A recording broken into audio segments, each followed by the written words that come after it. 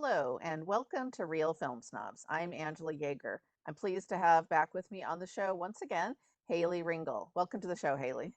Hello, thank you again. Yeah, always great to have Hayley back on. My best friend from Phoenix from eighth grade on, for those who haven't seen her in a while and need a refresher. And we're going to be reviewing all 2023 movies today. It's a good way to get caught up on some of the new releases, either you might have missed that are on streaming or some films that might be still in theaters. So Mhm. we'll get it kicked right off with our first film, which is Killers of the Flower Moon by Martin Scorsese. This has been a long anticipated film for us film snobs out there who are big Scorsese fans. This is about members of the Osage Nation in Oklahoma whose land it was on vast oil reserves and were murdered under mysterious circumstances in the 1920s. It's based on a true story. It's actually based on a book that was researched about the FBI investigation into the murders. The book is apparently, quite expansive and massive and goes into a lot of detail about the many characters and people in the town who were complicit in the murders of the Native Americans. Scorsese's epic, of course, is long and has gotten some attention for that, but but I just saw it yesterday and I really enjoyed it. I felt I didn't feel the length. I was really enwrapped in the story. The performances, particularly by Lily Gladstone, who I think is the heart of the film, are phenomenal. There is a lot going on in the movie, and there is a lot to take in. I think that this is a really important story, and I could see why Scorsese was passionate to tell this story because so much of Native history is not told in our country and in schools. You're lucky in schools if you even get the Trail of Tears, much less this story, which I was completely unfamiliar with. And what he does really well is show how, particularly with the Leonardo DiCaprio character who is married to the Native woman Molly Burkhart. He It's really interesting. I'd be curious to see what you thought of this, Hayley. But I thought Leonardo DiCaprio's performance was so interesting because, on one hand, you get the sense that somehow he manages to pull off, I think, quite a feat of acting in that you feel like somehow he really does, in some ways, love this woman, and on the other hand, is actually killing her and her family off. And it's a very interesting contrast. And now, at the same time, Robert De Niro, who plays his uncle, who's sort of, they even call him King Hale. He's the king of Osage County, right? He also pretends to be a friend to the native people, speaks the language, participates in all the ceremonies. But on the very flip side, is completely, not just complicit, actually, quite one of the masterminds at doing away with them. And so there's a lot going on in this movie. I'm mixed on whether I'm going to give it 4 stars or not, and the main reason is not due to its length, but it's actually the last quarter of the film. I'd say the last 30 minutes or so, as it veers away from Lily Gladstone's character more into the trial, and then there's a radio play at the end. It felt a little disjointed to me, and I wasn't sure if it fully worked or not. And so it might be 3.5 stars for me, but I'm curious to hear what you thought. I did like the story. It was definitely something I'd never heard before. I don't think it needed to be this long. 3.5 hours is just such a slodge. I think the only movie that I really enjoyed that was that long was No Country for Old Men. Otherwise, I just think it's going to turn off so many people to having the length. You should kind of have maybe two different versions. Maybe more of a 2.5 hour more theatrical version, and then like a longer version for film snobs. But and I also did not like Leonardo DiCaprio. He's almost 50 years old, so seeing him as somebody who's just returning from the war, who's supposed to be in his 20s, and falling in love with this woman was just not imaginable. I think if we would have had somebody who younger, more charismatic, I think I would have enjoyed it more. I didn't like his sling blade type accent. He always looked like he had like tobacco chew in his mouth. I didn't like that. Obviously, Lily Gladstone was great. Robert De Niro was great. And I thought it was interesting. I read a review where they said by calling him King Hale, a lot of times it sounded like King Hell. So I thought that Oh, was interesting. yeah, I didn't think about that. So you didn't like Yeah. DiCaprio in the movie. That's No, interesting. I just, why can't we get somebody younger, who's more around the age of somebody who's actually returning from war, you know? Yeah, I Um, guess that didn't occur to me. I thought his performance really worked. And I think, he had good chemistry with Lily Gladstone. And you kind of have to believe that because I didn't think so. you didn't think they had good chemistry? I thought they did. No. And I think because you have to believe that in order to do what she does, which she's not a fool. She's not an idiot. She knows that this guy is after her money. He even tells her that pretty much Hmm. on the face of it. But she's really Yeah. attracted to him and she finds him very handsome. And so they did need someone with matinee idol kind of good looks to pull that off to a certain degree. But he also is, to your point about the tobacco in his mouth or whatever kind of look, he is, an uneducated and not just uneducated, but very naive. He kind of just does whatever his uncle tells him to do. Hmm. So I think to me that part of it worked. And he is maybe old to be playing someone that returned from the war, but back then people of all ages went to war. So I mean, it was World War I. I think a lot of people went regardless of age. So I'm not sure how old the real character was. I haven't looked that up, um, but And I I'm also curious thought though the what you would ending, cut because you're saying it should be an hour less, but what would you cut? well, I thought the ending was, very disjointed with the radio scenes. It was kind of like an old school radio show. Hmm. And that's kind of how they ended the film. It was interesting to see all the different cameos. It's kind of cool to see all the musicians make their cameos. But I did think that that was unnecessary having the radio scene. It was But that definitely also tells you what disjointed. happens. It's sort of their way of saying what happened to the characters without Well, just putting yeah, up the coda at the end with all but the I feel text like that you it see in like it should every have been told movie. in a different way. Yeah, and that is So, apparently taken right from the book. And apparently, because I was curious about this, the FBI did do these series of theatrical productions showcasing like their true crime stories and, mhm. especially Hoover's cases. And so this was one that they actually did in real life, which I thought was interesting, including having all these white guys on stage. You'll see Jack White in a cameo in one of the scenes doing horrible impersonations of Native American people, which are cringy, but that Yes. was based on something they would have actually done. So, well, I think it sounds like I enjoyed it more than you. I have to give a shout out to the cinematography and the music are absolutely spot on. There's some just gorgeous looking scenes. There's the ending I thought was particularly effective after the radio sequence. There's a great overhead shot that ends the film that I thought was beautiful. And the opening scene is also beautiful with the peace pipe. So I thought there was just some beautiful photography throughout it too. And I think it's a really essential movie for people to see if they want to learn more about American history as well. So, and unlike you, I liked all the performances, but I do think Lily Gladstone. I mean, I thought they were all really great, but I'm really excited to finally see her get a bigger role. I've seen her in Kelly Reichardt's films, like Certain Women and First Cow, but here she gets something where she's like gets to take center stage. So that really made me happy. So, Another movie okay, that shows how evil white men are. yeah. Well, there's plenty of those to go around. So Yes, yeah, that's what I'm yeah, saying. yeah. Okay, so we can move on to our next film, which is yours. Definitely a more lighthearted film. Well, kind of. So Flora and Son is a funny, heartwarming film about a young mom trying to get through to her delinquent son. She finds a guitar in the trash, and she thinks this is a way to connect with him. So the two kind of delve into making music, bonding along the way. Her son is not interested. He's more into making electronic music, so he doesn't want to play some stupid guitar. So she decides to learn how to play the guitar and maybe try to, woo him over that way. So she looks online to find an online guitarist, and she finds the character who's played by, and why can I not, Joseph Gordon-Levitt. Joseph Gordon-Levitt. Yeah, yeah. Yeah. So this is filmed in Dublin. She's very much like a firecracker. Loves to go out and party. Had her son really young.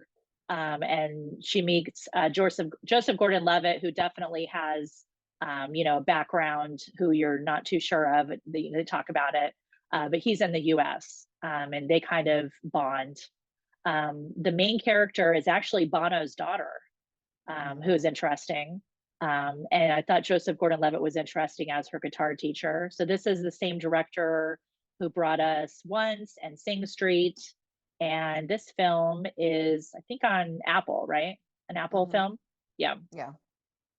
So I liked it. It was, I like most films about music and, learning about music and bonding through music because that's a big part of who I am.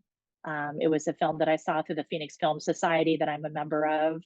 And pretty much everybody around, our group, liked it. So it's definitely, nothing too heavy hitting, but I thought it was funny. I thought it was heartwarming. So I liked it. And it wasn't I three thought and a half hours. no, it wasn't. I might have done myself in if it was. Yeah, I really hated this movie. I don't like any of John Carney's films, so I'll put that out there. I hated Once. I hated Sing Street. Well, actually, Sing Street I think is his most tolerable film, partially because the music is 80s new wave, so it's just better music. But to me, there's nothing worse than a movie with bad music, and the music in this movie is intolerable. I thought the music was just. I mean, I actually I actually turned it down. I was watching it at home, so I actually turned down quite a few of the songs so I could hear it just barely because it was so awful. The kid is insufferable, and his rapping is just, I mean, I was like, oh my God, this is so bad. And she's also really bad. So, bad music and a whole movie about bad music is just something I can't tolerate. And the story was just so predictable. It was like TV movie ish, and which is also what I thought about Once. But and that one also, I hated the music, although this music is actually worse than Once. Again, I think Sing Street, I've seen now three, I don't know why I've seen all three of his films, but I've seen all three of John Carney's films. They're just, I thought she had some charm. I would have liked to see her in a different film where she's not singing, hopefully, because she's not really a very good singer or a good player. And the Joseph Gordon-Levitt thing was just weird. Like, they're having this romance and he's in America. So then a lot of the scenes that they could put him together, she's like imagining him in the room with her. And it's just like, I don't know what is going on in this movie. And you speak about it, it's only a 90 minutes, but this one compared to Killers of the Flower Moon, I was sitting there like, okay, when is this gonna? I was so fidgety. I was like, when is this gonna be over? And please don't sing again. And then they would sing again. And so yeah, I really dislike the music. I'm really picky about music in movies, and I do like music when it's good, but this one just I couldn't tolerate it. It was, yeah, it was really bad, really bad. So but I think for people who maybe liked his other films, particularly people who liked Once, which I know was very popular, for people who like bad folk music, apparently that one got to people. So maybe they'd like this one, and it's definitely more lighthearted. There's no carnage or genocide in this one. So, and both No. put out by Apple. Interestingly enough, we didn't plan it that Hmm. way, but Killers of the Flower Moon, which isn't on Apple yet, it's in theaters. Flora and Son did more of the usual. I think it was in theaters like a week or two at the most, and then is on streaming now on Apple. So people could check it out and see if they agree with me or Haley, and and then Do write you us have on a our heart of Facebook page. stone, or do you like a romance? Yeah, or can you tolerate tooth-inducingly bad music, toothache-inducing? I was just sitting there going, "Oh my God, please, whatever you do, stop! Don't start singing again." It is Bono's Uh, daughter, so she can't be that bad. yeah, she could. She's pretty bad. Nepo babies, I mean, Bono. Well, we I won't mean, get she's into my not, thoughts the on. film is not about this amazing singer. She is a regular person who is just learning how to sing. So it's not like she's billed as an amazing singer. No, So, no, but her son, the stuff they're making is so awful, and then they have the thing where they go to the talent show. Anyway, it's just, yeah, it's just I couldn't get into it. It's interesting. I saw another movie that came out around this same time that was an Irish movie called Scrapper, which I liked a lot more. It was very similar story. It was about, a child trying to bond, in this case, with a father. And there was no music in it. And it was actually, it wasn't a great movie. It was like, I kept thinking, like, if they could just make this movie without the music, maybe I could have given it 3 stars. But yeah, just can't do it. So anyway, so we'll move on to your next pick then. okay. Are you giving that one 3 stars, 4 stars? How many out of 4 stars, Haley? I think I would give it like maybe two and a half. Okay, out of 4. So Yeah. it's not like your favorite film of the year. No, no. It was Okay. good, but yeah. Okay. So the next film is A Million Miles Away. And this is also a streaming film that was on Amazon Prime, another film I saw with the Phoenix Film Society. So I love films that show people overcoming obstacles. I think I was a reporter for years, and those were my favorite stories, writing those stories. And so that is what this is about. The film is based on a true story. It's about Jose Hernandez, who is the first migrant worker who worked hard for years to become an astronaut. He definitely did not have it handed to him. He had everything going against him. When they showed at the beginning of the film, he was working in the farm with his family, and he didn't go to school very often. But when he did get to go to school, his teachers always recognized how smart he was, and he finally convinced his parents to let him go to school. And he had an elementary school teacher who recognized he was a force to be reckoned with. His parents finally realized, how smart he was, and sacrificed, to change, to get different jobs, so they weren't traveling and kind of living the migrant farm life, and helped their son graduate from college. He also got married. His wife and his kids were always big supporters of him. And it was always just a thing that he wanted to be an astronaut, which everybody kind of thought was crazy.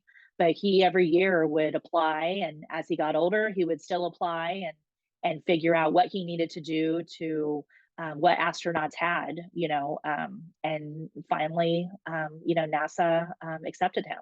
So that's what the story is about. It's about perseverance and tenacity and sacrifice, and just the love of his family, and the will to do whatever it takes to um, to to have your dream job. And Jose always had did everything, like I said, everything possible to work for NASA and one day rocket into space. So it was such a cool, true story and heartwarming film. I highly recommend watching with your kids, family, friends. Kind of a good movie for everybody to watch. Yeah, I hey, this one I enjoyed more. No, it's not no Oh, music, and so also that's good. Michael Pena. Michael Pena is the main Pena. character, and he's Yeah. always really good in pretty much everything he's in. Yeah, and I love that was yeah, and Michael Pena is always really great, and it's finally, he often gets cast in Hollywood movies. He's always like the side guy, like an Ant-Man. He's the side character, and so Mhm. it's nice when in the more independent movies he gets a chance to play the lead, which he does here, and the whole movie hinges on him because he's in every single scene. The movie is about him. So I did Mhm. enjoy this one. It does feel a little bit like a TV made for TV movie at times, because it is kind of this inspirational true story, and it's kind of by the book. But I can Yeah. give it 3 stars because I liked his performance. I actually thought the actress who plays his wife, Rosa Salazar, I wrote down her name because I thought she was actually really good and a really important part of the movie because she Mhm. really pushes him when he is ready to give up on himself. And most people would probably give up because I can't remember now. I didn't write down the amount of times he applied to NASA, but it was more than 15 times. And Yes. that's not an easy application process. And And I every guess you can only time apply once a year, Right. you So he was know. applying for like decades, Yeah. basically. I'm not sure how old he was when he finally got to go into space, but he wasn't very young anymore. He was younger than Leonardo DiCaprio. Okay, well, I don't know about that, but anyway, so so I liked that tale, and also the fact that he did come from this immigrant background where he had to overcome a lot of obstacles, and they show his family, and how Uh-huh. much they sacrificed for him. But he has tensions with his parents too. It's not all like inspirational, like tear jerking. His father in particular, he has some tension with his father over his father always reminding him how much they gave up for him. And he's just Mhm. like, yeah, yeah, I get it. Okay. Like, and there was Yeah. also that culture clash of how much he has to give up of himself when he first gets the job, um, just working as an engineer before he gets to NASA, his first engineering job. They assume he's the janitor, and the front Mhm. desk lady just gives him the keys. And then Yeah. he has the keys for a while, which ironically, then he ends up using to be able to, get into certain rooms to access certain files and things so he can actually do his work. But then at some point, someone's like, "Why do you have all the keys to the building?" He's like, "Well, they thought I was the janitor, so I just have them." But Yeah. um, so there's some humor in there too. But I thought she was really great because she isn't just the wife who stands by him, but she has her own dreams. She wants to own her own restaurant someday, and she keeps telling him, "Well, I'm putting off my dreams for yours." But Hmm. eventually I want to pursue mine too, which I like that they added that into the story. So And they yeah, do have 5 kids, so obviously she is a big part of everything that he's involved with 5 children. well, yeah, she's the one doing So the heavy lifting, really, yeah. because I mean, when you're in NASA, he's away all the time. And they show Hmm. that he really struggled for a while too. He has elements, they show the first time he has to do the underwater thing, he starts hyperventilating. He can't stay under, he's having a panic Yeah. attack. So, it's not an easy thing, but he just keeps plugging along. So I did like that aspect of it. And it's nice to see Michael Pena finally get a lead role. I wish he would get just slightly better ones, more like just a little notch above these types of roles. But these are Yeah. important stories to tell for people to see. Sort Yep. of like with Killers of the Flower Moon, to show other types of American stories, so that we're not always Hmm. just seeing like you know the usual people that we hold up. But this is someone who had to. I mean, everyone that works to get into NASA works hard. There's nobody that's just like flying in there. But this guy Yeah. had so many obstacles to overcome. Hmm. So, and I think to Yep. this day is the only son of an immigrant, of a farm worker who ever got in. So, Hmm. yeah. So, okay. So I'm giving that one three out of four. So, um, we'll move on to our next film, which was my pick. This is Fair Play from 2023 by Chloe Domont. And this it tells the story of a young couple who recently are engaged. Actually, they get engaged in the very beginning of the movie, and they find their relationship threatened when she receives a promotion at the Cutthroat Hedge Fund that they will both work at. And this was a promotion that he was expecting to get. And while at the beginning he plays it off like, of course, he's very accepting and very, of course, very welcoming of her promotion, it soon becomes clear that this actually is not okay with him.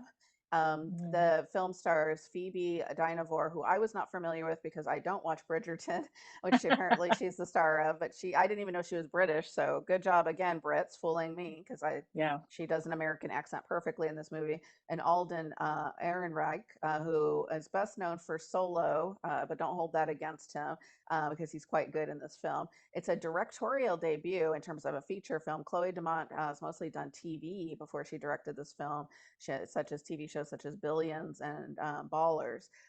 So one thing I have to say about this movie is I knew it was a thriller going in, kind of an erotic thriller of sorts. Um, and we don't see a lot of those kind of movies for adults anymore, so that was refreshing. This is not a movie you want to watch if you want to like all the characters, because I would say almost no one, including her, really are very Hmm. likable in the film. At the Yeah. beginning, you really do have sympathy for her because I think she's very hesitant when she gets the promotion. She's almost apologetic for. But as the film goes on, you realize there's a reason she's in the cutthroat hedge fund world. And let's face it, that's not a job that very many likable people get into anyway. It's a cutthroat, really kind of awful type of work, and so the environment they're in promotes kind of this greed and just nastiness that then they bring into their relationship. It's also a warning sign to not probably work with your spouse or partner in Definitely. any way, shape, or form. And I really enjoyed this. It kind of reminded me, a little bit of a throwback to the 80s, kind of like Fatal Attraction type thrillers, but more with a feminist spin because it's directed by a woman. So it much more has the woman's perspective in it. But for a debut film, I thought it was very confidently acted, written, and directed. Curious what you thought, Haley. Yeah, I liked it too. And definitely the moral of the story is don't date anyone you work with if you're in a high stress job. Yeah. That's definitely.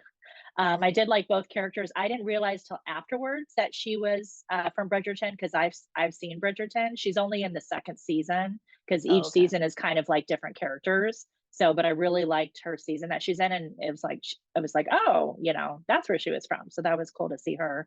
Um, it definitely is very cutthroat. There's a lot of stuff that just is like appalling. That her boss calls her at like 2 a.m. Come meet me at a bar, and he's very rude to a lot of the stuff. And actually, her boss I've seen in years. He's from Ray Donovan, and he Yeah. plays a Great character who actor. has And he is Parkinson's slimy. disease. Yeah, but in this film, he definitely is a total asshole that you just like want to slap him for a lot of the Yeah. stuff that he says to her and to him. There's that scene where he pours his heart out to him why he wants to work there, and he's just like, "Okay, are you done?"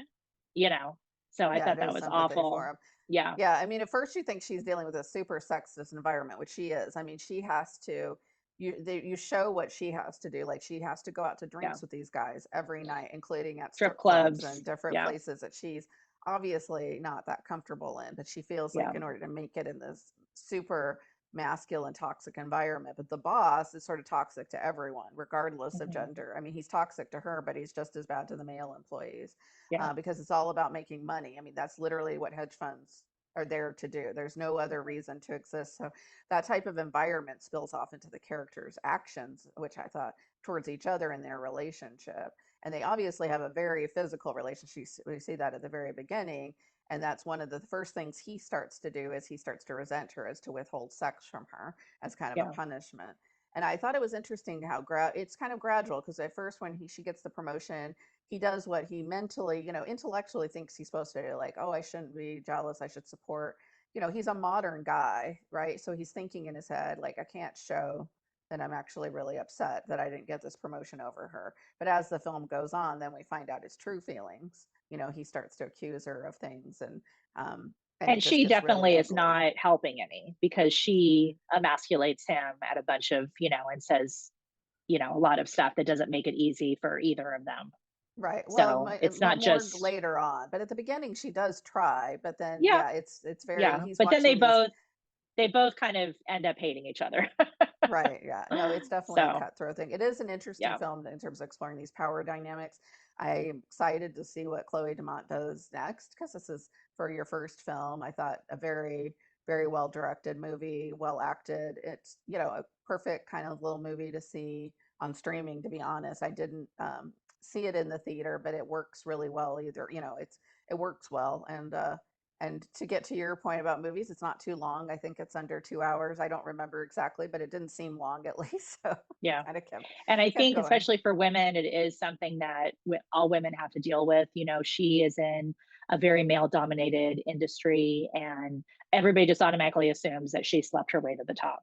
Right. And then she has to Despite the fact prove she went that, to Harvard and she worked yeah, really hard. yeah. And yeah, And she has to prove that she can do everything that the men can do. And I think that is going to resonate well with every woman. It doesn't matter what industry you're in. right. And We've she has all to do dealt it with those better, right? issues.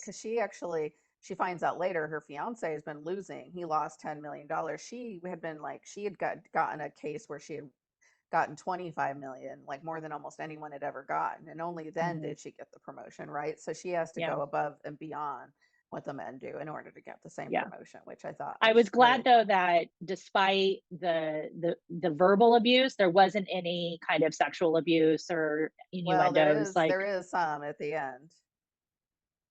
well, I mean, I didn't really see it that way, but yeah, it's not overtly, like, well, if you want the promotion, you're gonna have to sleep with me. No, no, not with the job, but with him and her, there's Oh abuse. yeah, Yeah, of yeah, course with yeah, her, yeah, but I'm talking about with yeah, her boss. yeah. Yeah. Okay, well, good. So we can agree on that one. So good. We had Mhm. two we could agree on. So Killers of the Flower Moon, I highly recommend. I'm giving it 3.5, probably out of 4. Haley, 2 or something, maybe. Yeah. You're not sure. 2 stars. Yeah. Okay, and then we disagreed on Flora and Sun, but agreed on Million Miles Away and Fair Play. Thank you, Haley, for joining me. As always, our website is realfilmsnobs.com. Make sure to subscribe on our YouTube channel so you don't miss any episodes. Thank you very much. Have a great day and great movies. Bye Adios. bye.